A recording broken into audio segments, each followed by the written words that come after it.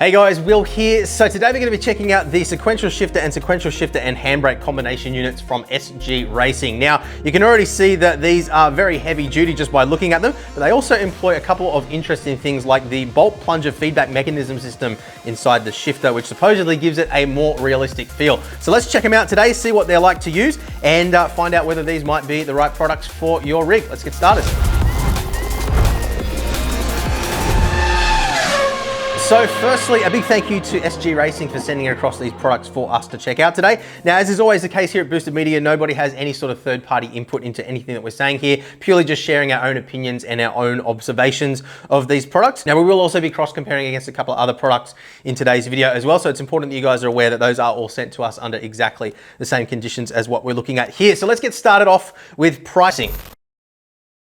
So what we have here is the Pro version of the shifter. It comes in at €290, which includes global shipping. Now, I'm not sure of exactly what the tax situation is, and obviously that will vary depending on where you are in the world. So just make sure you do your own research. There are a couple of resellers available as well. So just check those out to make sure that you're getting the best price and the best deal for where you live in the world. So €290 with free shipping for the Pro version of the shifter. There is also a basic version of the shifter, which emits this neutral or reverse switch just here if you don't need that, and for that version you're looking at €260 with free shipping. Now, you can also buy the handbrake on its own that you see here. That comes in at €230 with free shipping, or you can buy it as a combination unit like what you see here with the Pro shifter and handbrake for €490, or the basic version without the neutral switch and handbrake in a combo, which comes in at €440. So certainly not cheap by any means, but we have certainly looked at some more expensive shifters over the years here, and these do look to be very, very solid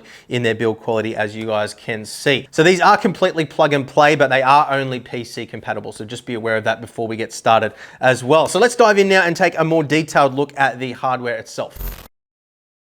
So very hefty units. The shifter and handbrake on their own come in at about 1.5 kilograms. The combo unit comes in at about 3 kilograms, as I'm sure you probably guessed.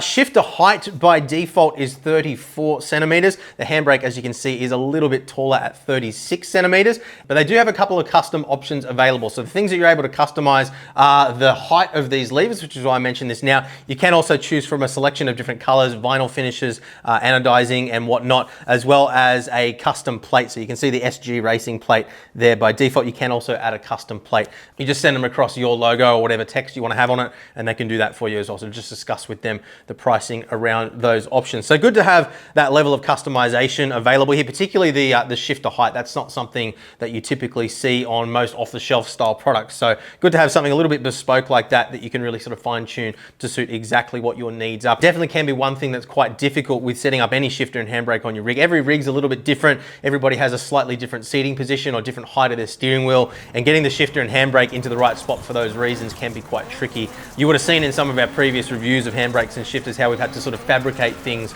out of various different bits of profile and metal to kind of just raise things up to the right level. So definitely a good thing to be able to customize those aspects. So we've got CNC machine billet aluminium for the entire assembly here, including not only the shifter and handbrake arms themselves, but also the knurled knob up on top here as well. So that can actually be unscrewed, and it is, if you look underneath, just a standard M8 thread that you see there. You can just grab an M8 bolt and it will screw straight in like so. So not a standard kind of thread pattern that you would find for just any shift knob that you pick up in an automotive store, but I'm sure you guys can come up with creative ways to change the knob around if you wish to do so. Although I will say that the grip on here, as you can see, it's got kind of like a almost studded kind of cutout pattern here, and that provides a nice solid and grippy feeling in the hand, both with and without gloves, without being over the top or sharp or anything nasty like that. So really kind of solid, you know, mechanical kind of feeling overall. And I really love the fact that we've got metal touch points throughout the entire design here, including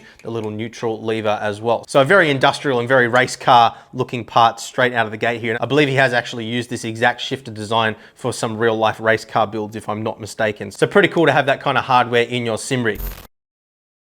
So how do these actually work? Well, it's actually quite simple. All we have here is a couple of little micro switches, one on either side. Now, originally, I believe the design was using reed switches, but they switched it over to micro switches for reliability reasons a little bit later on in the life cycle of the product. So if we set this guy aside for now, and reach down. I actually have another one here, which I've pulled apart for you guys, and I'll explain the reason why I've got multiples in just a minute. But this gives us a good look at how this actually operates. So very simple. You can see a nice bearing in here for our pivot point, so no issues at all with binding or gripping or anything like that. You can see the two little automotive grade micro switches, and when the lever is pushed to either side, you can see it just activates that switch, pushes it up, and it's as simple as that. The switch activates in either direction, and that is what is registered as your shift inside the sim. So you can see two spring mechanisms, one on either side, so when we push the shifter in either direction, that spring will compress in either direction. And then behind that, you've got this little mechanism here, which is a ball bearing essentially mounted inside a little shaft with a spring sitting behind it. Now, I'm not going to touch it now because I don't want to get grease all over my fingers, but essentially what happens is that little spring-loaded ball bearing pops into the head of this 6mm hex bolt inside here.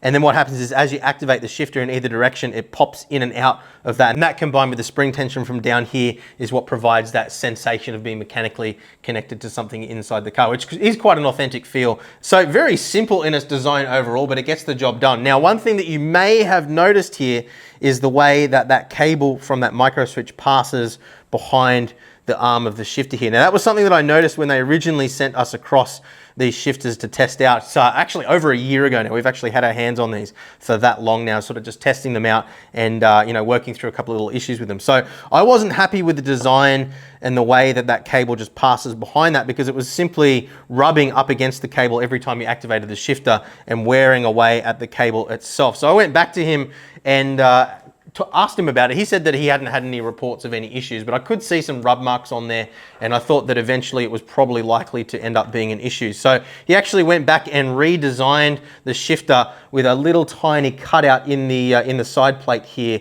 itself, a little notch to actually pass that cable through with a little clip to retain it inside so that the cable's not rubbing up against the arm as you move it. So he took the feedback on board. I think that he thought I was being a little bit pedantic, but you know, that's fine. He did end up changing the design, and he's got a better product, in my opinion at least now, as a result of that. So very simple yet effective design overall in terms of how the shifter mechanism actually works. And then up here as well, we've got what I believe is a little reed switch inside the arm here. So you can see the cable that runs up to the reed switch here, and there's a little tiny magnet inside here. When you pull the lever, it senses the presence of that magnet. It may be a Hall effect sensor, but I'm pretty sure it's a reed switch. So yeah, essentially it's just sensing the presence of that magnet and activating the switch. So there's no mechanical clunk or you know, sensation of activation. You're literally just fighting against the spring force here, and it provides that function of shifting into neutral or reverse without having to go back through all the gears to get to that position if that's something they want. And remember, again, there is the option to order this without that option for a little bit cheaper if you don't feel that you need it, but I actually do find it to be quite useful. It's just one of those things that, you know, you don't really need it when you're racing, but if you have a crash or something, you're kind of trying to find neutral or reverse to get back, it can save you, you know, a couple of seconds maybe. So it might be worth it to you, it might not, but at least you got the option to choose whether you want it or not. Now, little other details that you'll notice on here as well with the finish. You can see where it's etched on the sides here. I'm not sure if that's diamond cut or how exactly it's done, but very, very nice finish. You can see the same kind of theme up through here as well. So it definitely does have that nice premium feel to it. All stainless steel hardware throughout the assembly as well. So yeah, nothing plastic at all to speak of other than just the housings on the automotive grade micro switches themselves, which is always going to be the case. And yeah, absolutely nothing to complain about there in terms of quality at all. So another thing that I really like about this design as well is the fact that they've actually made the mounting very, very simple. I've seen a few shifters with a similar design to this that seem to go out of their way to make things as complicated as possible. But the fact that we just got two holes here in a straight line, which will accommodate M8 bolts, allows you to just bolt this directly onto a piece of 40x40 profile or whatever you happen to have on your sim rig, single channel. So yeah, very, very easy to mount this thing on your rig. The one thing I will say is that being quite a solid shift, it is important that you have a pretty high-end rig to mount this thing on. If you're mounting it to something, you know, like a foldable cockpit or something like that, you're probably not going to have a great experience. So it's kind of assuming that you have a relatively high-end rig that you're going to be using this with, which I'm sure most people would likely have if they're looking at a product like this in the first place, but it's something that's just worth mentioning here. So let's move over onto the combo unit. So exactly the same shifter on this guy, no need to go over that again. And then if we flip it around here, you can see the handbrake.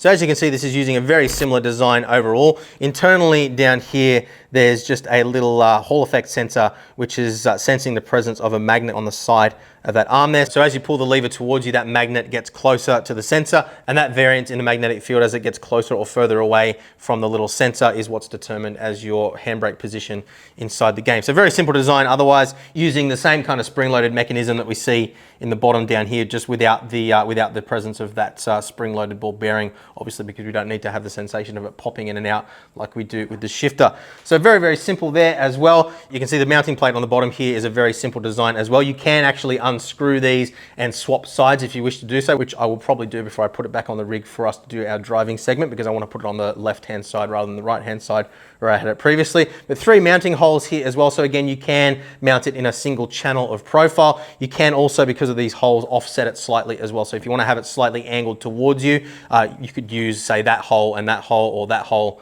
and this one, and just sort of get it angled into the position that you want. 6mm thick aluminium for these mounting plates on both of these as well. So absolutely no issues with flex or anything like that, as you would expect for something of this kind of price point that looks as solid as this does. And just while we're on the subject of flex as well, there's no movement or play in the shafts whatsoever from side to side. If there was, it would be a simple case of just tightening everything up a little bit, and it would all be good to go again. But yeah, no play forward to back either. Everything returns to center and feels very solid. Even just a little switch here doesn't have any dead zone or play down the bottom. It does have a little bit of play from side to side. That's literally the only area on any of these products where there's any movement whatsoever. I think it's the same. Yeah, it's exactly the same on this guy as well. So that just seems to be the way things are.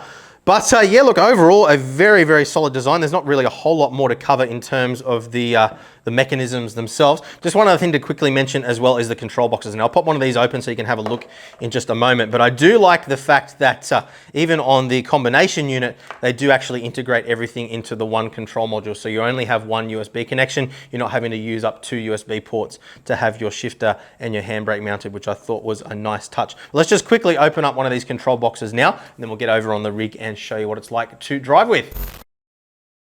All right, so let's open up this little plastic box and reveal the little control module inside. So it is just a Arduino Pro micro control board. You can see there's 2 little headers that have been soldered on to the board and a resistor across 2 of the contacts there. So yeah, just screwed in, very simple in design. So we've got 4 connections there, 2 of which are going to each of the micro switches, and then 3 wires which are going up to our sensor for the neutral/reverse switch. So standard Pro micro Arduino board with a micro USB connection on the bottom there. I'm not going to attempt to unplug that because it is quite, I'll do it.